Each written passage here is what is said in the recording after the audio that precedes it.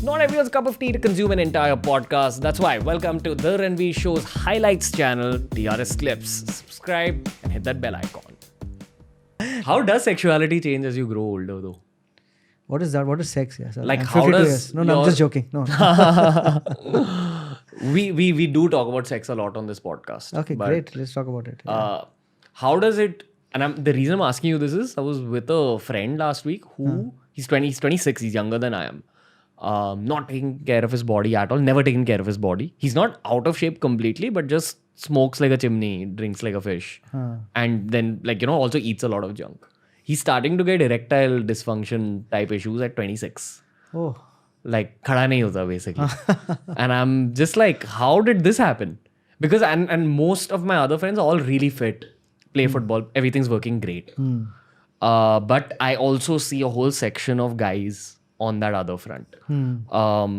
So one, I'm sure when you get older, you see a lot of your own friends with ED and things like that. Yeah. But how does sexuality change for a guy, like going forward?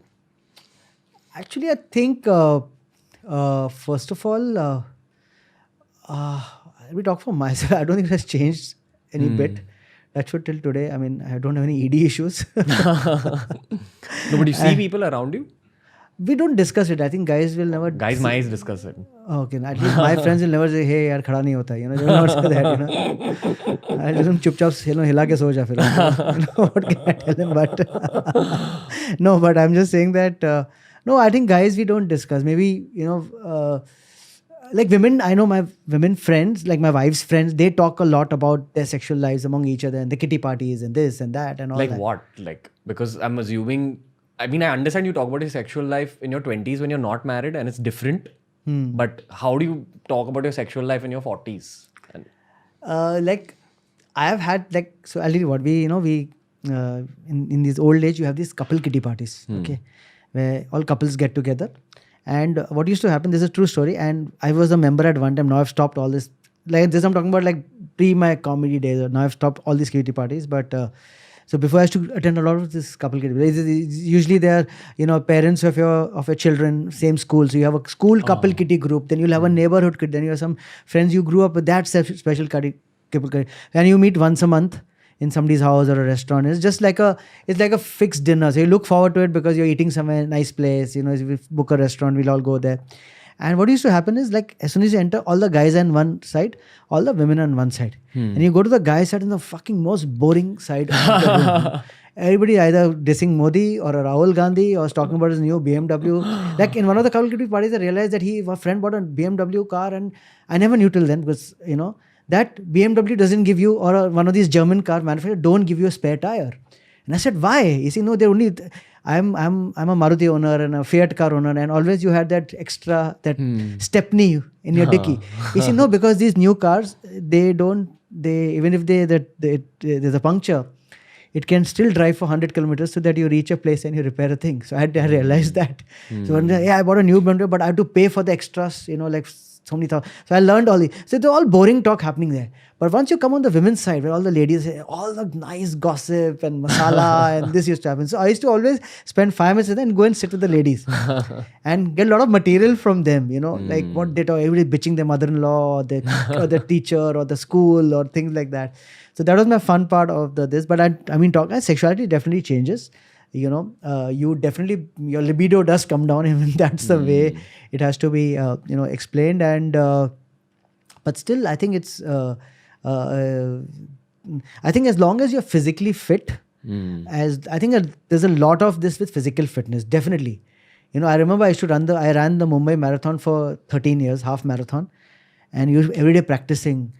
And your libido fucking goes through the roof, I mean, I used to write about it, I was just like, you reach the finish line, you're just wanting to bloody come. Yeah. I don't know you can say this on this podcast. You can.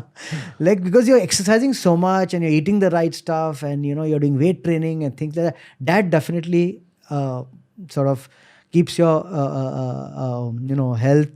This now in our old age group, 52 and all, now these, you hear these messages like, you must jerk off every day to keep your prostate so that you don't have prostate cancer when you're old, So you get all these messages. So the messages have changed, Yeah. And but yeah, I think guys will still be guys. Yeah. I've never spoken to you about your marriage, but I feel like you guys have a great equation with each other. Like, you all are best friends and all. Yeah. Is that the reason why it's worked? And what advice do you have for young guys who are thinking about getting married? So first of all, I had a love marriage. So I fought against my parents' wishes and got married to my wife. Is your wife not Sindhi? She's not Sindhi. She's Punjabi. Oh, okay. Even though Sindhi Punjabi is like more or less similar, Yeah, but yeah. still my parents wanted me to have an arranged marriage, and I had like fought with them for 1 year. My parents didn't talk to me for close to 6 months, and then one fine day they reconciled. Said, okay, yeah, get married to her. So, and we were going on for like 2-3 years. Then I told my parents, they didn't agree. Then for 6 months this entire thing went. My parents were not talking to me, and then finally one day they came and said, okay, fine. And then we got married and things like that. And that time was a time where also, I mean, just to cover that point, I was not financially independent. I just got out of college and got into work and things like that, and joined my brother's business and this computer thing. So I was not financially, I was like, okay, to hell with you, I'm leaving home and going. Maybe those are not the times where you could do that. Maybe now you can. Nowadays I've seen kids, like by the time they start earning, they say, Dad, Mom, even I'm moving to a house 3 buildings away from you, but I want my space. The space thing and all that time, we didn't have the balls, or we didn't have the thing to also tell our parents about it. So you have to basically keep them happy somehow, and say that this.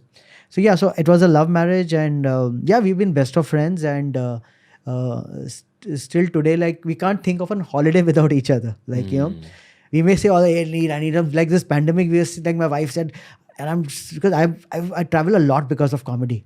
And these 8 months I've been at home, and after one time she said, listen, I'm sick of you, just go somewhere, or I want a solo holiday.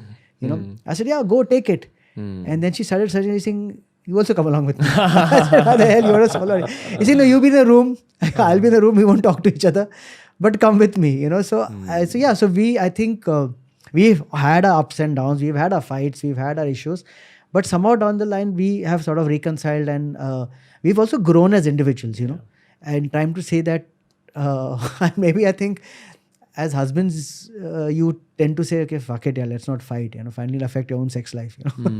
She's the sole provider. So why the hell do you have to fight with your, you don't mess around with your dealer.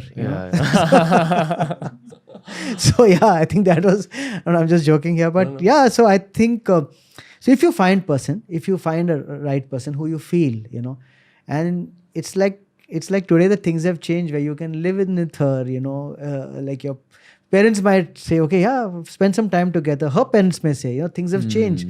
I'm sure your dad, mom must be very cool about it. Like, they're from Bombay, they'll say, yeah, okay, spend some time with her, go for a holiday together, see yourself out. Because they also don't want you to, and her parents would not find a wrong partner. Then after 3 years, 4 years, because what is happening is also, let me tell you, people, I think earlier the tolerance levels were more, like if your mother-in-law would have said, beta, kya khana banaya tumne? Being a little dramatic and filmy here. And mama, sorry, kal se main apna haath theek karungi, I'll make better, I'll go through a cookbook. Today if the mother-in-law says, beta, kya kar, fuck you, mother, show the middle finger. Jaake Zomato mein order karo, main yahi khaungi, ye main aise hi banaungi. Right? So tolerance levels, and of which is rightfully, your mother-in-law come and tell you, now the mother-in-law has to change. So yeah, so I'm just saying it's good. Spend some time with her if you filed, and one more thing you have to realize, that you as an individual, even though you're smarter than what, as a 27-year-old, you're much more smarter than what I was when I was 27. You've seen more life, you have, read more, you have been through more. The times have changed. Internet has maybe changed you, as you said. But at the end of it, you may have to definitely make adjustments.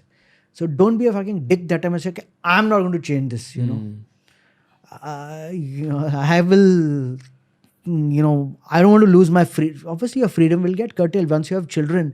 You can't go for that boys' night out, which used to do a football night out. If your child is crying with your wife, if you've got a, and children at the right time, they will get this something called peptic, where suddenly there's something in their stomach, and the children just start crying for fucking no rhyme or reason. And then I say, it's peptic. Can you give them some, it used to be called something. It was some old medicine, Dr. Pardiwala, some peptic, something you put, and then after half an hour, child stops, and then you have to realize it's got peptic. So I'm just saying these things will happen. That time you feel like taking a pillow and, strangling your child, but no. And that has happened many a times, where we used to make plans and say, hey, tonight is partying and all that. And that bloody evening, your child comes with a running stomach and crying, and, you have to take care of the child. You can't leave him with him or her with the maid. So all these things, you have to be prepared for those changes. You have to prepare to grow up a little bit, accept it, live with each other, and then power through the things. And not at the first instant, give fuck it, you fuck off, chalo, bye, tata, ho gaya. No. Work through it, And then, definitely do get married. Yeah.